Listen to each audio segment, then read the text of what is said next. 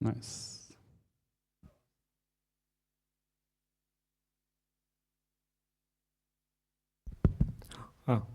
Hello. Right. Yep. Stage for AJ from Radius. Hi, nice to meet you. I'm AJ, co-founder of Radius. Today I want to talk about a research direction that we've been exploring. No more half-executed cross-chain MEV, the case for local state lock. So as we saw at Interop Day at Zoo Berlin, interoperability between rollups is stabilizing fast. So with this progress, I think the cross-chain MEV is becoming a key revenue opportunity. So, but a cross-chain MEV comes with the core issue, which is the atomicity. To address this, we propose a new kind of a proposal commitment we call local state lock. So this is early stage research, so there is a lot to explore. So here is our core idea. New proposal commitment, local state lock to enable across atomic cross-chain MEV. I think it's kind of sounds like a string of fancy words smashed together, but I will unpack them step by step and show why this matter. So before diving into some technicals, let me explain some motivation behind this research. What we ultimately want is for Ethereum and its rollup to function as a connected economy, where ecosystem grows together, not in silos. So today, each rollup grows independently. Even if one rollup succeeds, the others don't necessarily benefit. So these still competing, they are actually still competing for users, developers, searchers, and liquidity, those kind of things. So recent advance in interoperability protocols help, but a technical interoperability alone isn't enough. We also need some kind of economic alignment, I suppose. So that means finding ways for networks to share revenue so that one chain's success contributes to the whole. So cross-rollup MEV, if made atomic and predictable, it's one such opportunity, I suppose. So if rollups can jointly capture MEV and share the resulting value, the growth in one rollup benefits the others. So this research started from that goal to create an incentive alignment economic fabric across rollups, and local state log is kind of our way to get there. So let's begin with the state log. So the easiest analogy is probably a database write lock to prevent race condition and maintains consistency. Databases restrict access to data being modified until the write is completed. So without it, concurrent writes may overwrite each other and result in some kind of unpredictable final state. And in blockchain, sorry about that. In blockchain, state lock follows the same principle, like temporarily restrict access to specific parts of on-chain states while it's being processed. So actually, a year ago, the researcher from Flashbot proposed an application of this idea, a state lock auction for MEV. So from his research, in high contention situation, like multiple searchers trying to exploit the same opportunity of Uniswap arbitrage, transactions can fail, gas is wasted, fee spikes, and block becomes inefficient. Instead, he proposed pre-auctioning the right to access a particular state. So the winner gets the exclusive access for short time to execute their strategy. This results in fewer failed transactions, reduced gas overhead, better block efficiency, and more predictable MEV extraction, which means that, in short, the cooperation, not chaos. So another one is that local states. The global state is the full set of data stored on-chain. So every contract, every account, and every a storage slot. In contrast, local state refers to specific portion of a global state that a single transaction accesses. So like a contract addresses or storage keys, etc. So every block touches many pieces of global states, but each transaction only touches a few. So local states is what's needed to execute one transaction safely. So I think this distinction is kind of useful because we don't need to lock the entire global state, just the relevant parts. So this makes targeted coordination kind of possible. So and then this local state actually extractable today. So EIP 2930 provides access list. This is the pre-cleared sets of contract and storage keys a single transaction intends to touch. Also, I think that Tony already gave a speech about that, but proposals like a block-level access list builds on this idea to summarize the access footprint of entire block, allowing validators to verify more efficiently and more faster. So this means that local state lock is not like just a theoretical, but it's feasible with the current infrastructure. So if you are still like the concept of local state lock is kind of abstract, think of a resource lock. As you can see, intent-based system, a user might issue a commitment like I lock 1500 USDC until a solver executes my intent of purchasing some NFT on the other chain. This lock guarantees that the funds won't be moving elsewhere during execution of solving. So it's kind of essential for ensuring the solver isn't taking execution risk without compensation. So local state locks works the same way, but shift from the user asset to the local state and from user issued to the proposer issued. So this change in actor and target makes a huge difference because proposers becomes actually the enforcers of these coordinations.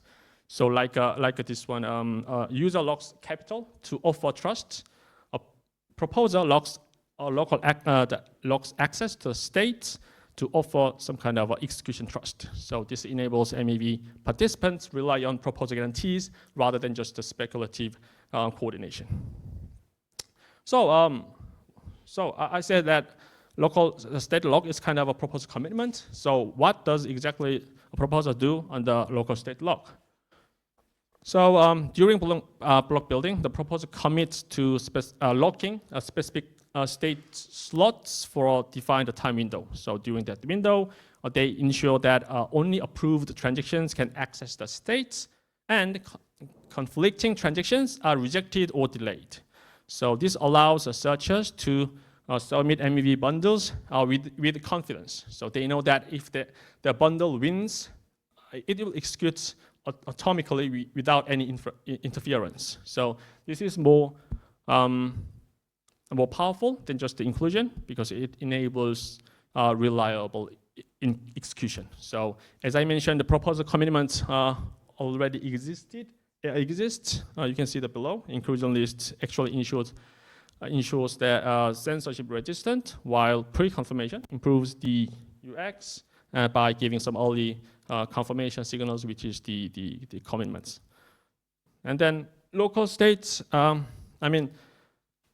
more types of proposer commitments we introduce, the more complex proposer logic actually becomes. So that's where commit boost, a framework like commit boost help. It abstracts away commitment logic so that proposer can just plug in different type with just minimal operational burden. So right now we are building this local state lock as a module inside the framework. So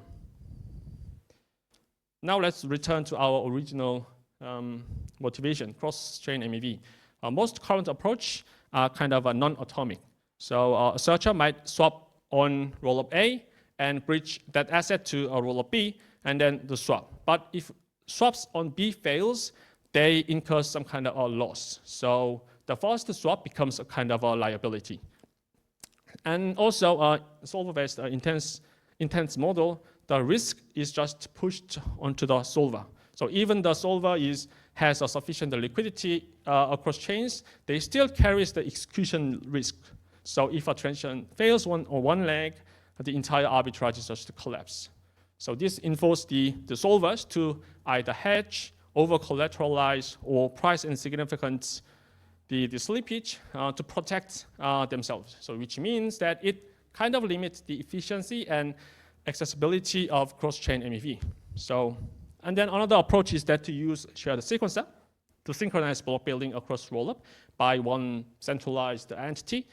But that could enable atomic execution, but in practice it was kind of hard. Share the sequences requires rollups give up some extent of sovereignty and block building autonomy. So this idea has some kind of lost momentum. So because of its technical and economic trade-off. So that's why we propose a different path, coordinated and decentralized atomicity, powered by a proposed commitment like a local state lock. So here's our architecture.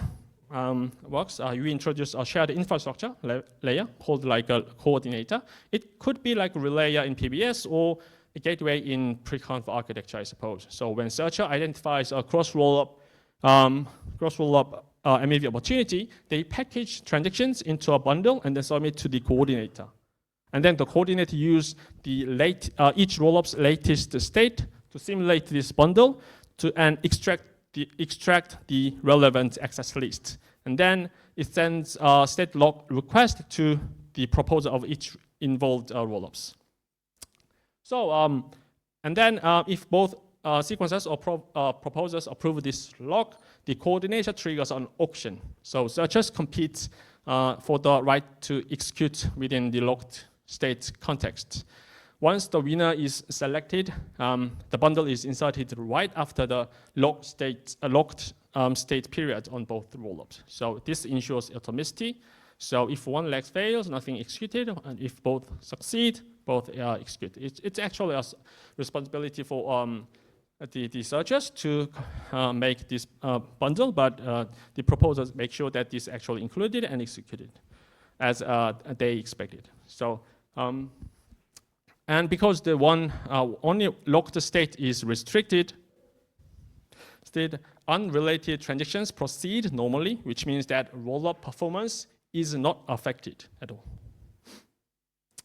And let's walk through one example.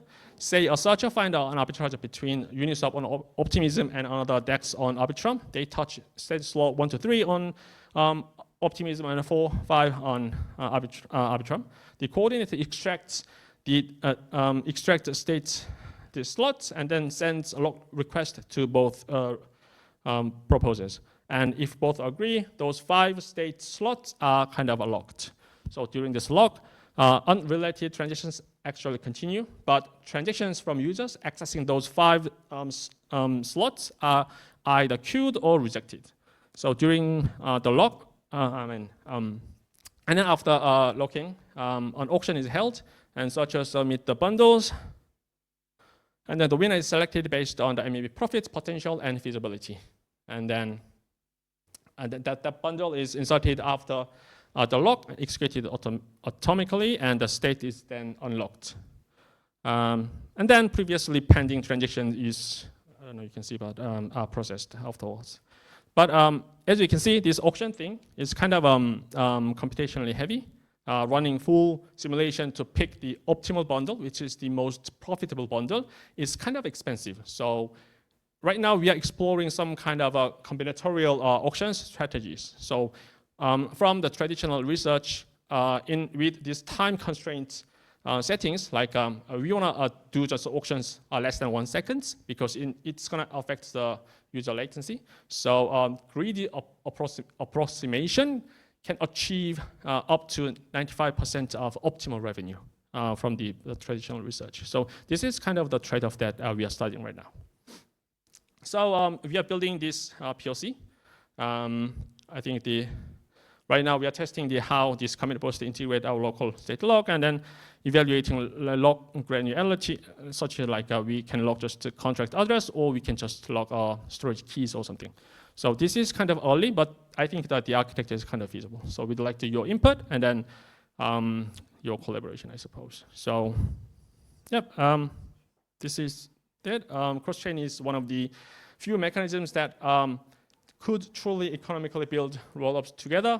I believe that a local state lock introduces a new kind of proposal commitment to provide atomicity without changing protocol rules. So I think it fits a PBS, leverage, commit boost, and those you can build on those tools already available at this moment. So that's the end of my talk. Thanks for the Joe Berlin. It's my favorite kind of conference to share some early ideas. And thanks, Chris, to organize all of this. Okay, thank you. Thanks so much.